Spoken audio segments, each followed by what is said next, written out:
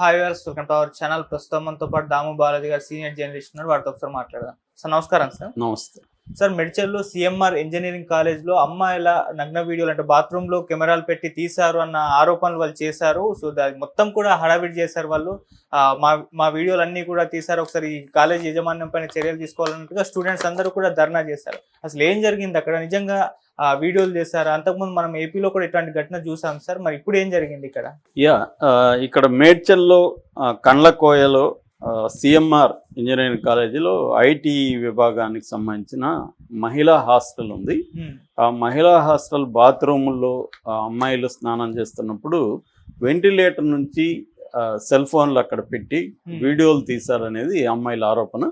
ఎందుకంటే ఎవరో తీస్తున్నప్పుడు ఒక అమ్మాయి చూసేసి గొడవ చేసింది. దాన్ని బట్టి వాళ్ళకి అర్థమైంది ఏమంటే, అంతకుముందు అమ్మాయిలకు కూడా కొంత డౌట్లు వచ్చాయి. ఇది చెప్పిన తర్వాత నాకు కూడా మొన్న అదే అనిపించింది, కానీ అక్కడ చూస్తే ఎవరు లేరు, ఇలాగా ఏవో డౌట్లు వచ్చాయి. డౌట్లు వచ్చినప్పుడు వీళ్ళు ఒక్కసారిగా దాన్ని గోల్ చేయడం మొదలుపెట్టారు. దాంతో కాలేజీలో ఉద్రేకత నెలకొనింది. దీంతో ఇటు పేరెంట్స్, తర్వాత ఈ విద్యార్థి సంఘాలు ఎస్ఎఫ్ఐ కావచ్చు, ఏఎస్ఎఫ్ఐ కావచ్చు, ఏబీపీ, బీజేపీ యువ మోర్చా, ఇలాంటి ఆర్గనైజేషన్స్ అంతా వెళ్ళారు. ఈ లోపల కాలేజీ క్లోజ్ చేసేసారు. క్లోజ్ చేసేసి గేట్లు వేసేసారు.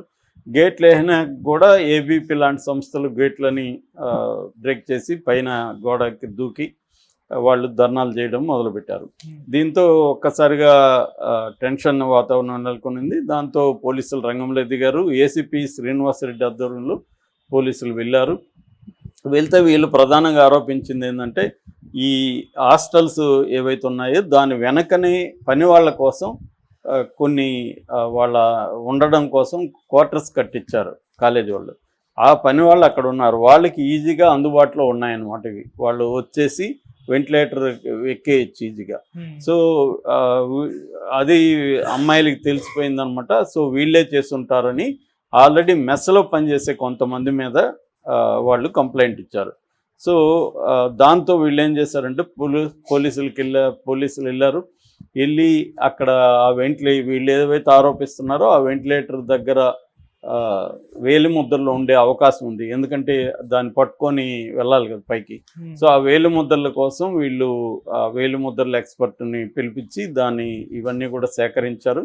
అట్లాగే ఈ 8 మంది ఎవరైతే ఉన్నారో కుకింగ్ స్టాఫ్ వాళ్ళు ప్లస్ మెస్ మొత్తం వాళ్ళ దగ్గర ఉన్న 12 సెల్ ఫోన్లను తీసుకున్నారు. ఎందుకంటే షూట్ చేసి ఉంటే ఆ సెల్ ఫోన్లో ఒకవేళ వాళ్ళు డిలీట్ చేసినా కూడా దాన్ని రికవర్ చేయొచ్చు అని చెప్పి ఆ ఫోన్లని స్వాధీనం చేసుకున్నారు.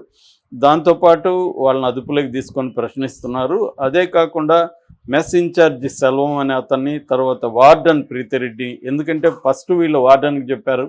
ఆమె దాని మీద ఎంక్వైరీ మొదలు పెట్టడమో లేకపోతే యాజమాన్యం దృష్టికి తీసుకుపోవడం కాకుండా వీళ్ళని మందలించడం, మీరు అనవసరంగా రచ్చ చేస్తున్నారు, మిమ్మల్ని ఎవరు తీస్తారు, ఏం చేసుకుంటారు, అలాగా ఆమె మాట్లాడడం, ఇవన్నీ ఆమె మీద కూడా పోలీసులు కంప్లైంట్ ఇచ్చారు, స్టూడెంట్స్ ప్లస్ పేరెంట్స్. దాంతో ప్రీతిరెడ్డిని, సెల్వంను కూడా అరెస్ట్ చేసి తీసుకెళ్లారని చెప్తున్నారు.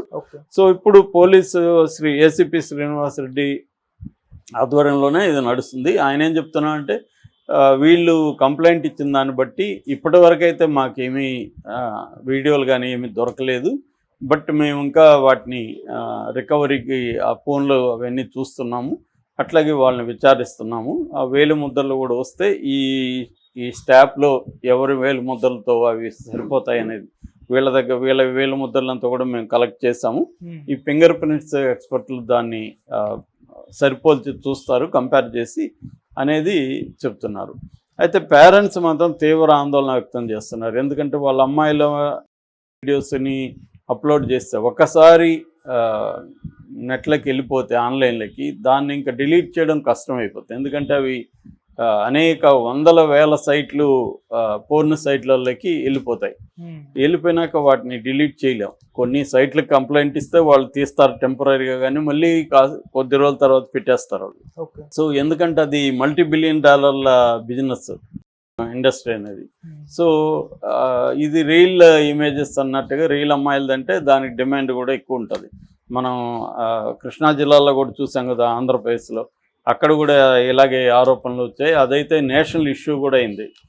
చివరికి అదేమీ కాలేదు ఫైనల్గా. నాకు తెలిసి ఇది ఏం చేస్తారంటే పోలీసులు కూడా ఇమ్మీడియట్గా స్పందిస్తారు, కొంత ఈ సబ్సైడ్ అయినాక ఇది ఆపేస్తారు. మళ్ళీ ఏమీ ఎంక్వైరీలు ఉండవు, దీని మీద సీరియస్గా జరగవు. మామూలుగా ఏంటంటే నిజంగా తీసుంటే రికవరీ చేయొచ్చు. ఒక్కోసారి ఏంటంటే ఈ అమ్మాయిల వైపు నుంచి కూడా కొద్దిగా ఫియర్ ఎక్కువగా ఉండొచ్చు. ఎవరో అక్కడ తొంగి చూసి ఉండొచ్చు, అక్కడ ఏమైనా మెయిల్ వర్కర్స్ ఉంటే అమ్మాయిల బాత్రూముల్లో వీళ్ళు ఫోన్లు వీడియోలు తీస్తున్నారు ఉండొచ్చు. అట్లాంటి పాసిబిలిటీస్ కూడా ఉన్నాయి. అయితే ఇది ఒక ప్లాన్డ్గా వీడియోలు తీస్తారా, లేదా వ్యక్తిగతంగా ఎవరైనా ఒకరిద్దరు వచ్చి వాళ్ళ కోసం వీడియోలు తీసుకున్నారా, లేకపోతే దీన్ని నెట్లో అప్లోడ్ చేయాలని ట్రై చేస్తారా? ఎందుకంటే ఇప్పుడు ఇంటర్నెట్లో కూడా ఇప్పుడు మనకి ఎట్లయితే యూట్యూబ్ ఛానల్లో ఇప్పుడు నువ్వు ఒక ఛానల్ పెట్టుకోవచ్చు, నేను ఒక ఛానల్ పెట్టుకోవచ్చు, ఎవరి పాటికి ఒక ఛానల్ పెట్టుకోవచ్చు. మన ఛానల్లో వీడియోలు అప్లోడ్ చేస్తే అది మానిటైజేషన్ వస్తే మనకి డబ్బులు వస్తాయి. ఇదే మోడల్లో సైట్లలో కూడా ఆప్షన్స్ ఉన్నాయన్నమాట. సో దాంట్లో కూడా మనకి ఇండివిజువల్గా ఒక ఛానల్ పెట్టుకోవచ్చు. మన ఛానల్ వీడియోలు కానీ అప్లోడ్ చేసి అది ఎక్కువ మంది చూస్తే మనకి డబ్బులు వస్తాయి. మామూలుగా యూట్యూబ్ కంటే దాంట్లో ఎక్కువ డబ్బులు వస్తాయి అన్నమాట.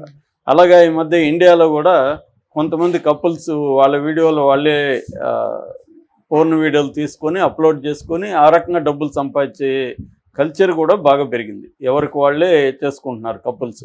వాళ్ళు కొంతమంది భార్యాభర్తలు ఉన్నారు, కొంతమంది లవర్స్ ఉన్నారు. అలాగా వాళ్ళిద్దరు కలిసి పోర్న్ వీడియోలు చేసుకొని పెట్టుకుంటున్నారు అనమాట. అంటే ఇంతకుముందు ఉండేది కాదు ఇట్లాంటిది, ఇప్పుడు ఇలాంటి ఆప్షన్ కూడా వచ్చింది. అందువల్ల కూడా వీడియోలు తీసిన వాళ్ళు ఏం చేస్తారంటే ఇటువంటి సైట్లో వాళ్ళకి పెట్టడం ద్వారా వాళ్ళకి డబ్బులు కూడా వస్తాయన్నమాట.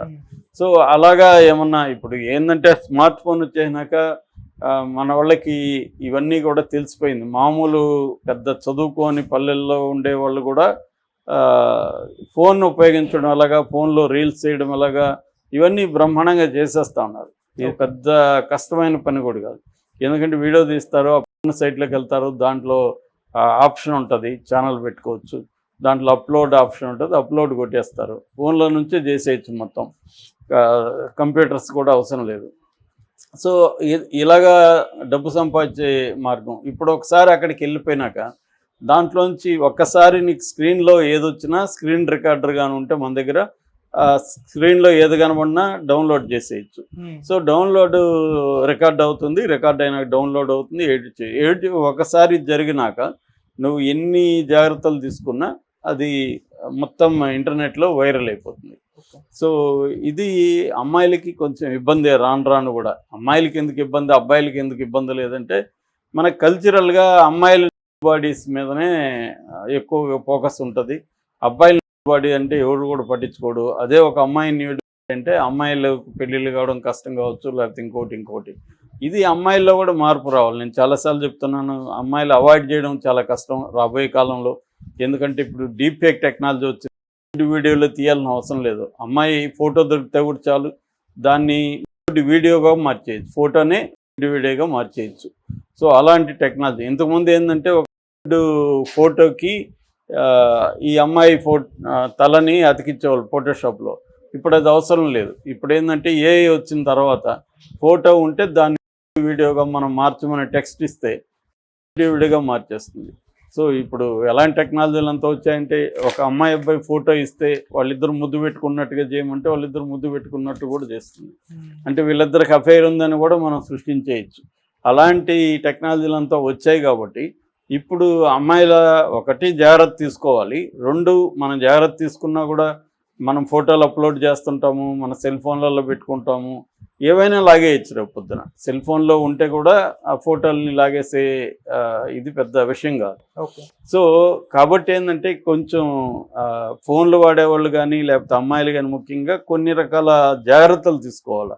అంటే యాంటీవైరస్లు వేసుకోవడం, వేరేవి ఏ యాప్స్ ఏదంటే అది థర్డ్ పార్టీ యాప్స్ని ఇన్స్టాల్ చేసుకోకుండా ఉండడం. సో ఇట్లాంటి కొన్ని రకాల జాగ్రత్తలు తీసుకోవాలి.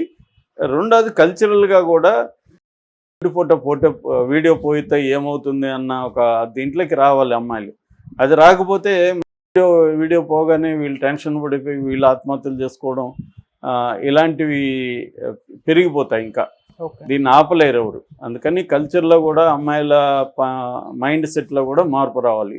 పోయింది వీడియో ఏమవుతుంది దానివల్ల అనుకునే ఒక దృక్పథం రాకపోతే బ్లాక్మెయిల్ చేయడం కూడా పెరుగుతుంది అనమాట. Okay sir, thank you so much sir.